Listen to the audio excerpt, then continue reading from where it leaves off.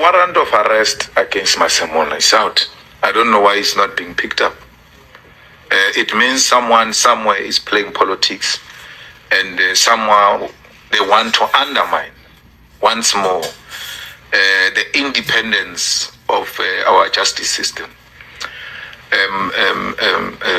Masemola is being arrested for what he did with Khumalo in the crime intelligence. Masemola was supposed to be arrested that week when Mukhwanazi had a press conference. So I thought Mukhwanazi's press conference was a preemptive strategy. And perhaps the arrest for Masemola is delayed by that or will be seen as if we are fighting back or anything of that sort. So it's a matter we're paying a very close attention to, because we cannot allow any more people to abuse their positions. Once a warrant of arrest is issued, it means there is some sort of evidence of wrongdoing which must be tested at the court.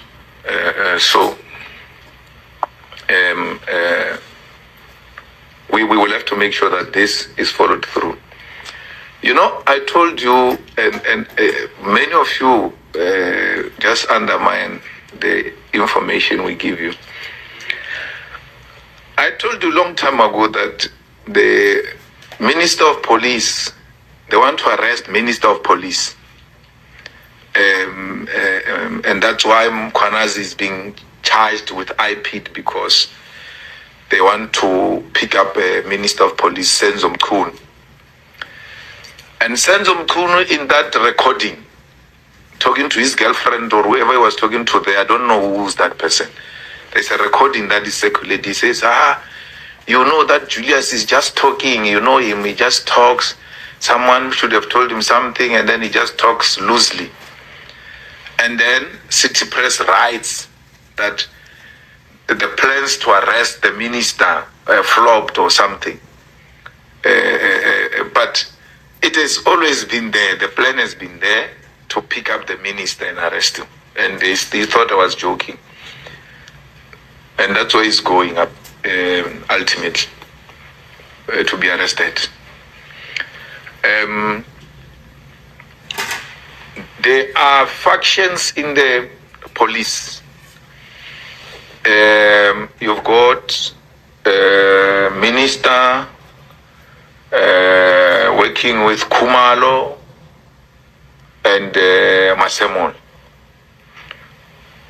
No.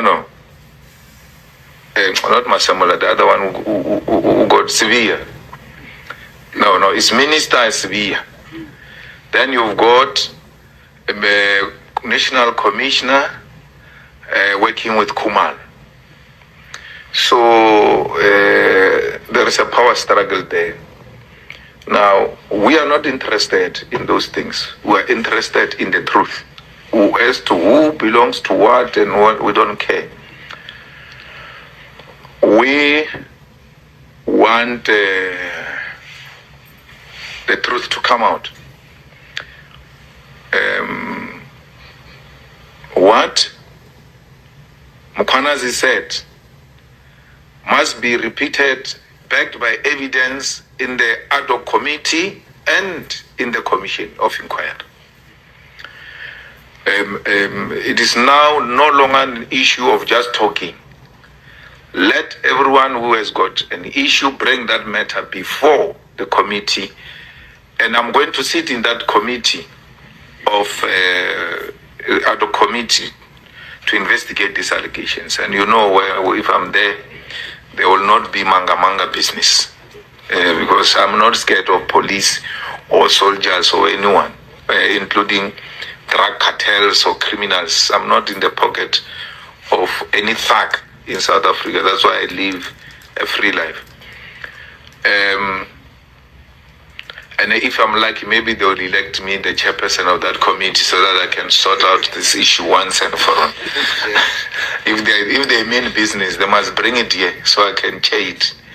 and then you will get to the bottom of these issues.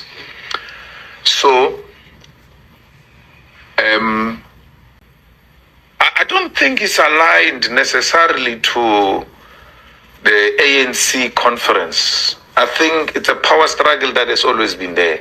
Every time there is a new minister in the police, that minister, and those are the mistakes they make. They start aligning with this group or the other group. But the power struggle and tussle for slush fund has always been there in the police, whether there is an ANC conference or not. Because let's take, for instance, the ANC conference is going to be a contest between Mbalula and Paul Mashatini. Both of them have got no hold over any of those factions in the police. None whatsoever.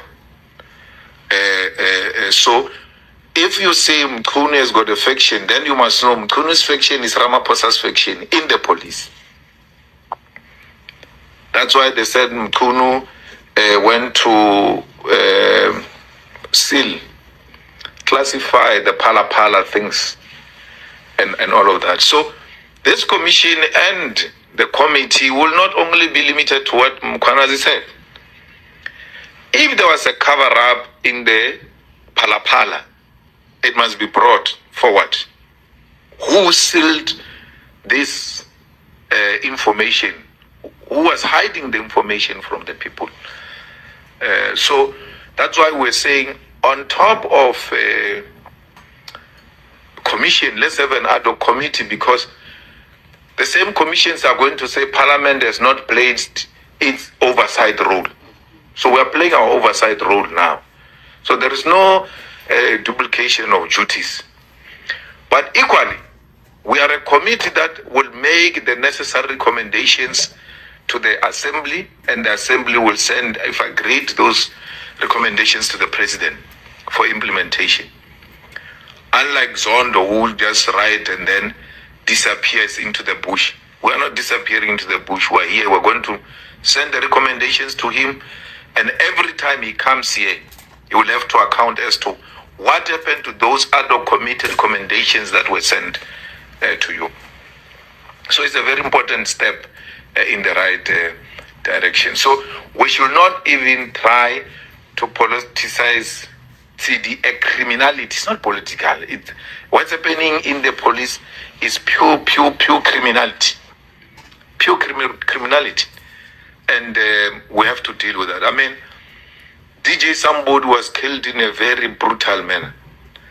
And knowing police, there's no way they would have taken this much to arrest a person who killed DJ Sambod. There's that guy who was killed now 2 weeks ago at Ikurulen. The person is already arrested. So it tells you the people who killed DJ Sambodi are highly connected.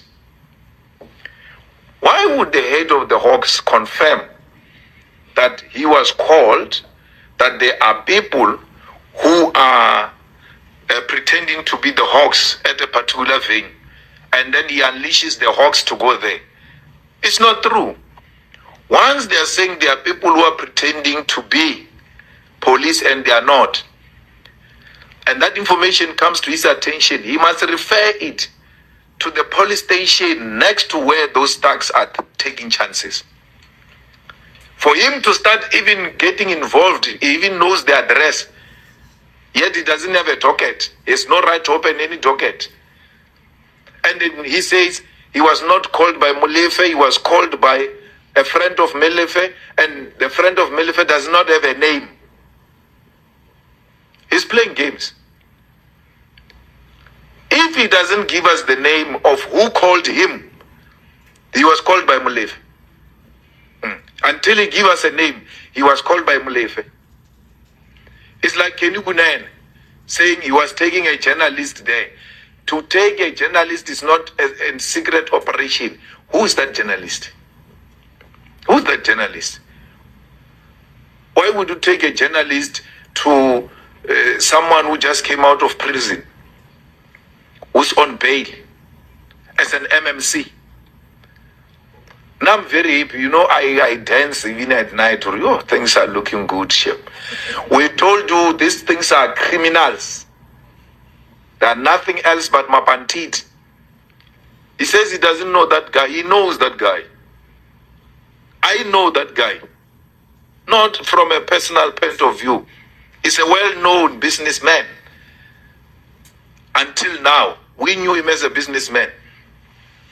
So, but I don't have a relationship with him like that, where I can call Patrice Motsepe or go to Patrice Motsepe's house or have tea at Patrice Motsepe's house, take my wife to Patrice Motsepe's house. Patrice Motsepe's wife knows my wife.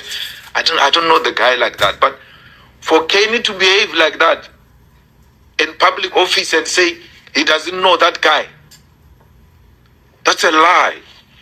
It's a pure lie. And that's how thugs 26, 28 gangs succeed. They lie. They think they can outsmart everyone. Bashashaya, so Kubumashaya. And Bumashaya, they don't care whether you are convinced or not. They tell their story. It's done. But the Kenny's story is not coming together. The head of Hawks, Lebeya's story is not coming together. That he was not called by Molefe, he was called by a friend. So you can hear this story. An honest man would have said, I was called by Godrich, who said, there are people who pretend to be police at Marshall's house. And that's how I landed there. Because now, once these things are out, you must know, that guy is not a whistleblower. He put you in trouble. Why not saying it?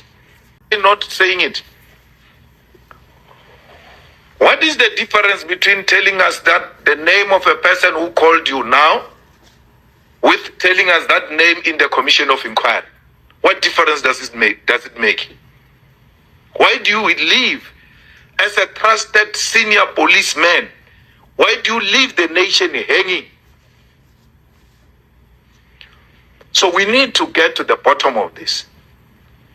Because once we get the name of who called the head of Hawks, then we're going to know, oh, this one is linked to this one. Because we need to get this network properly and dismantle it. And we can't dismantle it if police in the process are playing a dishonest role.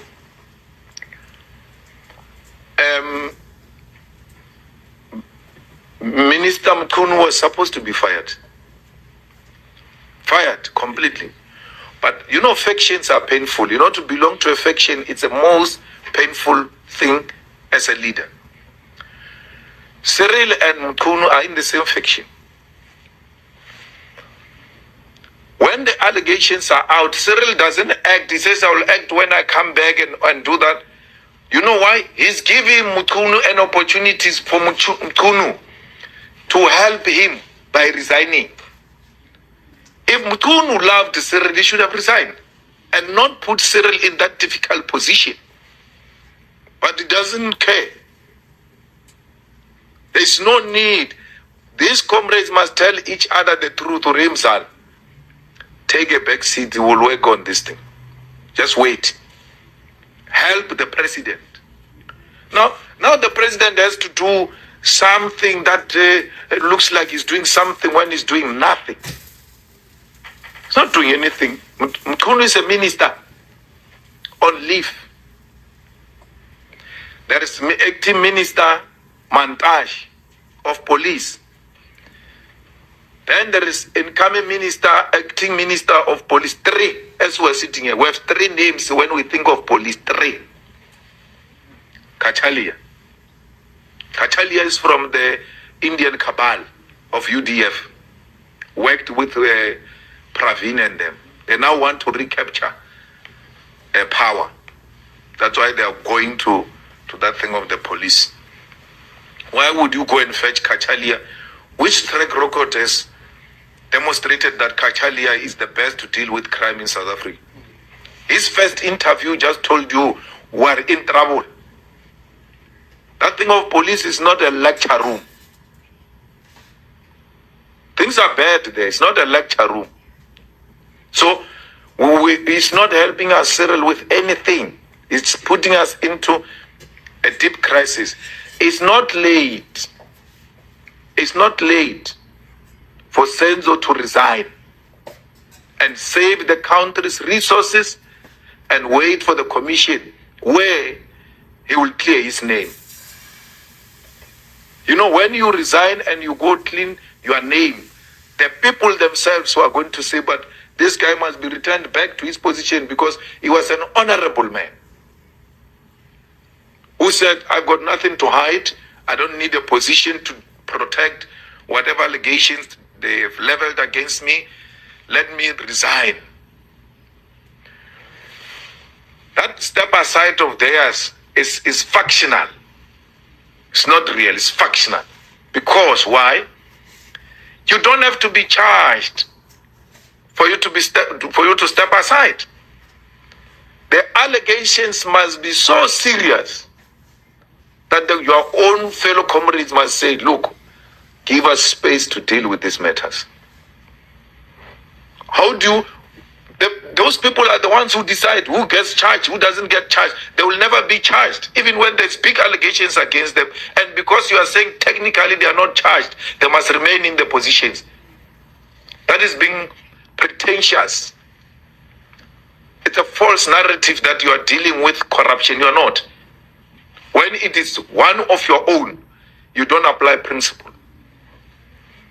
The principle is this guy should have stepped aside by now and help the president if he really loves the president and he works with the president in the same faction. But factionalism does that to you. When you are a leader and then you are more loyal to the faction than to the organization and the nation, this is where you will find yourself.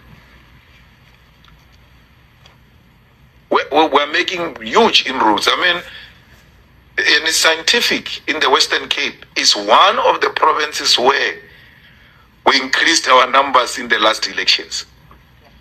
In this province. And stats shows you, I mean not stat, research shows you that the EFF is going to have a huge increase in the Western Cape and Eastern Cape. So we're here to consolidate the ground, because this is where we're going to grow this year and going forward. There's no MK that is going to reduce us. No. Family, let's talk about the press conference of EFF that was yesterday. And it was quite interesting when you had Julius Malema trying to analyze the situation that is going on in South Africa now, which is our country. All what is happening in the top departments, the top brass that we have to look into and run into when we have problems. More especially, he was talking about the Hawks side. He put it blatantly clear that Mchunu must resign or Ramaphosa should fire Mchunu. What is it that Ramaphosa has that he's scared to fire Mchunu? Because putting Mchunu on leave when he is paid, and you bring another minister that is going to be paid with the taxpayers' money, then you tell South Africans there is no money in the country. Potholes, no electricity, all this. The expenditure of the cabinet is too much. Instead of reducing, he is adding. At some point, Julius Malema has once said, Ramaphosa is on top, but he is doing nothing. It's exactly what we see. There's no other way to explain it. Let us come to Kenny. He talked a little bit about Kenny. Kenny tried to explain a lot of things about what happened on that day when police pounced in Kakiso's house, or Malefe, whatever this guy's name is. When they pounced in there, they made them to sleep down, and police were blazing with guns there. So they asked the owner of the house, and Kenny was asked why he was found there. He tried to explain. He's saying he showed them his phone and all this kind of thing. But something doesn't add up. He's trying to explain, but something doesn't add up when you look at a broader picture. Why is not naming the journalist that he took there? So that people can know this is the guy. They can go and just find out facts, cross facts, that, okay, what Kenny has told us, let's go to this guy. Most journalists will just go and just find out from that guy. How did you guys go? They will have their own questions. And it will be clear. And this Lebeya, he is being called that something was happening in that house and sent police there.